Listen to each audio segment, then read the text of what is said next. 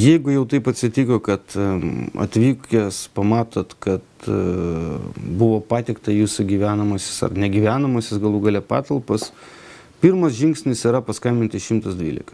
Skambinkit ir operatorius, patikslinęs visus duomenis, jums pasakys, ką jūs turėtumėt daryti toliau. Kadangi taip, aš dabar jums pasakysiu, kad reikia paskambinti, nieko neliest, pabandyti apsaugoti įvykio vietą.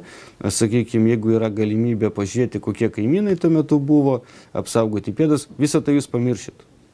Visą tai jūs pamiršit nuo streso, kai pamatysit išlaužtas duris. Prisiminkit tik tai vienintelį dalyką, paskambinkit 112. Daugiau nieko nereikia žiūrėti. Nereikia žiūrėti, kas pavogta. Jau pavogta, jau dabar vėliau įsiaiškinsim, kas pavogta. Nieko nelieskit ir skambinkit 112.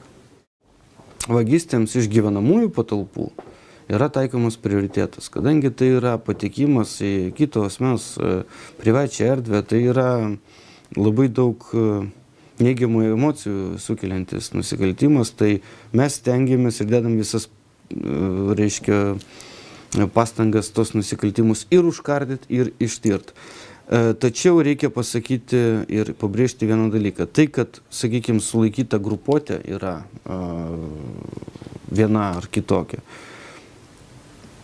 dažniausiai nepavyksta išaiškinti visų jų padarytų nusikaltimų. Taip, mes galbūt įtariam, taip galbūt mes esam viduje įsitikinę, mes turim stiprų vidinį įsitikinimą, kad būtent jie tai padarė, tinka pagal braižą, bet kartais pritrūksta įrodymų, o nusikaltimas yra ištirtas tada, kai asmuo yra pripažįstamas kaltu. Tai procentas nėra labai didelis, sakykime, apie 34–35% visų padarytų vagysčių iš gyvenamųjų patalpų Vilniaus apskrityje yra ištiriama. Ir dar vienas toks niuansas yra, kad dėl vėlgi turto grąžinimo, iš jūsų pavogto turto pagrobto, dažnai žmonės nesaugo dokumentų, žmonės nesaugo serijinių numerių, žmonės nesaugo įsigijimo, kažkokiu tai atminties kortelių, ten, nežinau, galų gale tų pačių garantinių talonų, nes baigėsi garantija ir išmetam. Asmeniškai turiu stalčiuką, kur dedu visus man nereikalingus dokumentus.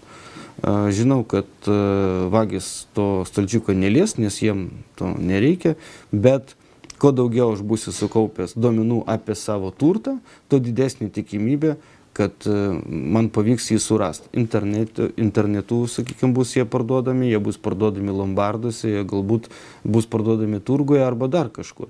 Bet aš turėsiu įrodyti, kad tai yra mano daiktas. Vien tik tai pasakymu, kad, nežinau, va šitas kastuvas yra mano. Tai jau tikrai neužteks.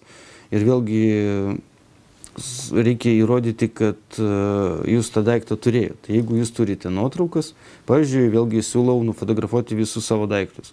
Esu nufotografavęs, dokumentavęs ir padėjęs į seifą, kadangi turiu draudimą. Kad man nereikėtų galvoti, kad man nereikėtų vargti. Nufilmavau, turiu vaizdo įrašą, kuriame aiškiai matosi, kad man tos sienos kaba televizoriukas, čia stovi kavinukas, o žmona turi tokį auksinį papuošalą. Labai gerai, kada žmonės turi minėto daikto dokumento, bet jeigu jūs pirkote tą daiktą be dokumentų, sakykime, turgoje arba dar kažkur, jūs turite tokią galimybę pažymėti tą daiktą policijai.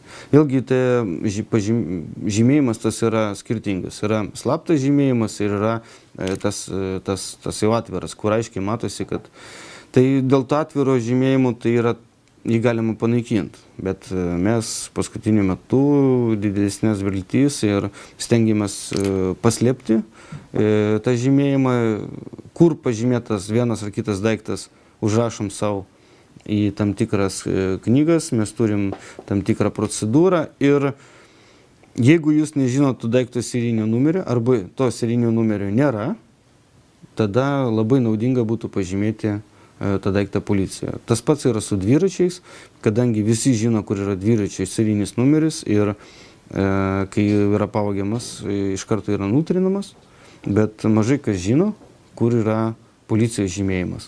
Tai jeigu serijinis numeris bus nutrintas, vienintelė tikimybė, kaip atgauti savo dviratį, tai yra policijos žymėjimas. Jūsų pageidavimu mes galim pažymėti jūsų piniginę, mes galim pažymėti jūsų mobilų telefoną, mes galim pažymėti viską.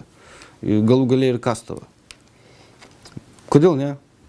pažymėkim, gal kada nors padės. O daiktai, kurie turi serijinius numerius, tokie kaip kompiuteriai, televizoriai, nežinau, šaldytuvai ten ar tai dar kažką, tai jau tas žymėjimas turi mažesnę reikšmę. Vėlgi, jeigu rinktis tarp saugos tarnybos, draudimo ir signalizacijos, tai aš būčiau šalininkas signalizacijos ir draudimo, kadangi signalizacija čia yra kas? Čia yra dirbtinis šuo, ne?